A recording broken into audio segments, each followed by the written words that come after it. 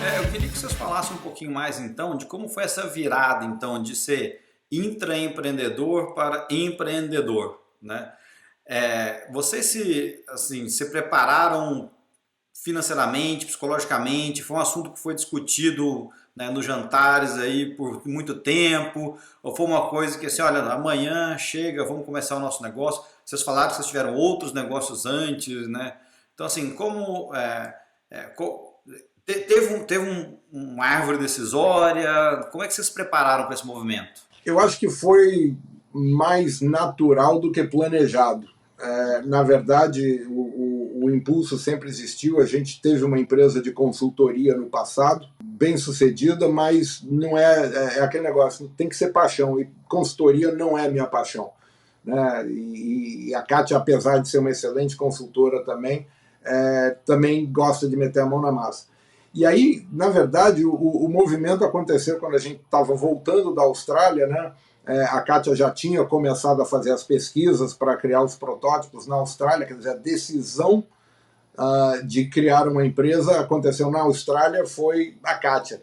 E naquele momento eu ainda estava pensando em seguir carreira de executivo, estava voltando para os Estados Unidos para tocar outras coisas, e acho que foi o sucesso inicial que acelerou a tomada de decisão de eu me juntar a ela.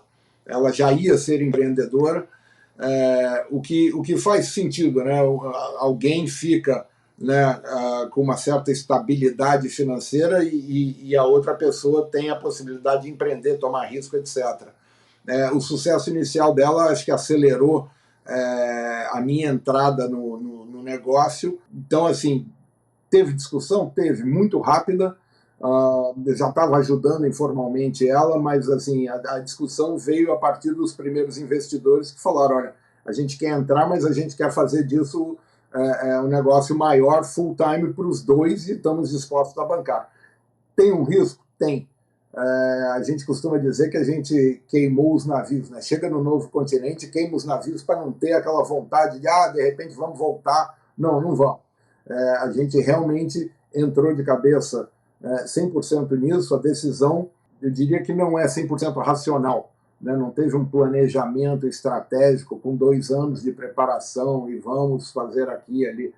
Foi muito mais assim, olha, tem um negócio, tem uma oportunidade, está acontecendo, a Kátia já tinha caminhado bastante com isso, então, assim, foi meio que em função da necessidade. Muito empreendimento acontece assim, né? Porque assim, aquilo que eu falei para você, né? Você como empreendedor, você tem que saber dos teus limites, né? Dos teus skills e o que você não tem e trazer para o time. Quer dizer, toda essa parte de investment, né? De VC, era uma coisa que era muito nova para mim, né? Hoje, obviamente, hoje em dia eu já entendo um pouco mais, já, né? Tenho investidor, já posso falar de VC, já posso falar algumas, já entendo, mas estou vivendo isso. E o Rodolfo já tinha vivido. Então, essa parte toda, eu precisava né, dessa pessoa no time. E ele, com certeza, tinha o knowledge que a gente precisava. Tem uma outra parte, Juliano, que eu acho que é interessante, que quem me falou isso foi o Mário Chadi e o Eduardo Ourivio, que são os empreendedores por trás do Spoleto, do que é hoje o Grupo Trigo. E a gente sempre conversou muito, começou eu dando mentoria de marketing para eles quando eles estavam no começo do Spoleto, e depois passou eles me dando mentoria de startup, porque naquela época ainda estava na Ambev, etc. Mas eles me ensinaram um conceito que eu acho fantástico, é o empreendedor de segundo estágio. Assim como o foguete, que tem o primeiro estágio e tem o segundo estágio, você precisa de pessoas que entram depois da fase do 0 para o 1, né? Que é o cara que entra como o segundo estágio, ele entra para impulsionar mais ainda.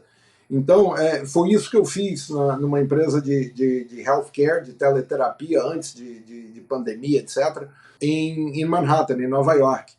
E lá eu entrei como segundo estágio, né? A gente estava fazendo a transição do fundador, que era o CEO também, o principal investidor era uma pessoa que eu conhecia e me pediu para ir lá fazer a transição. Então eu fiquei 3 anos fazendo essa transição, numa área que eu nem conhecia muito na época. Eu conhecia muito mais através da Kátia, de acompanhar o mestrado dela, o consultório dela, etc. Mas eu não conhecia muito da área, mas ali foi onde eu realmente fui exposto a venture capital e como funciona todo esse sistema. A gente tinha um board bastante complexo, com os 3 principais planos de saúde dos Estados Unidos, né? Aetna, United e Blue Cross Blue Shield representados. A empresa acabou sendo vendida para a United através da Optum, mas foi ali que realmente eu aprendi muito do empreendedorismo dentro do sistema de venture capital dos Estados Unidos. E é isso que a Kátia está se referindo, mas assim, não só o intrapreneur, mas também o empreendedor de segundo estágio, acho que é uma figura fundamental no ecossistema e muitas vezes a porta de entrada para pessoas que querem entrar no empreendedorismo, mas ainda não estão 100% seguras ou maduras ou convencidas ou sabem exatamente qual o setor para fazer carreira solo, né, para ser fundador. Então acho que é outra parte para considerar também quem estiver pensando nisso. Não, faz todo sentido, né? Eu acho que as habilidades são diferentes em cada estágio do negócio, né? Você precisa de gente que traz um certo conhecimento diferente, background diferente. Mas, Kátia, eu queria então que você contasse um pouco pra gente. Primeiro, assim, fala o que é a Nutrit, né? A gente está falando aqui, a Kátia fundou a Nutrit, a Kátia teve ideia da Nutrit, não sei o quê. A gente já tem um fundo de investimento da Nutrit, mas assim, o que é a Nutrit, né? O que vocês fazem e como é que teve essa ideia, né? Você estava lá na sua cozinha e falou assim, preciso fazer uma sobremesa e teve ideia no Nutrit, conta aí. Aqui para vocês Olha só. conhecerem um pouquinho da Nutrit, esse é um dos sabores, que é o chocolate. Então a gente tem chocolate, a gente tem berries e a gente tem coco também. Né? Então, o Nutrit é um sweet snack, né? É um doce que você pode comer como snack ou como sobremesa também. A diferença e o barato do Nutrit é que ele tem um índice glicêmico baixo, então assim, a quantidade de açúcar é baixíssima, como eles falam aqui, ele tem zero de added sugar, né? Ou seja, não tem açúcar refinado, só tem açúcar natural, né, no caso da fruta e de algumas coisas que a gente usa, alguns ingredientes. Então, se a pessoa está buscando alguma coisa algum doce e ela, enfim, está preocupada com, sei lá, não quero consumir açúcar, então, mas quero ter a nutrição, algum nutriente, algum benefício, Nutrit vamos falar assim, é o substituto dos que estão com muito açúcar, né? Então é isso. E a ideia surgiu exatamente por isso, porque assim, quando eu pensava em comida, primeiro que eu não sou totalmente plant-based, né? Eu não sou vegana, nada, mas eu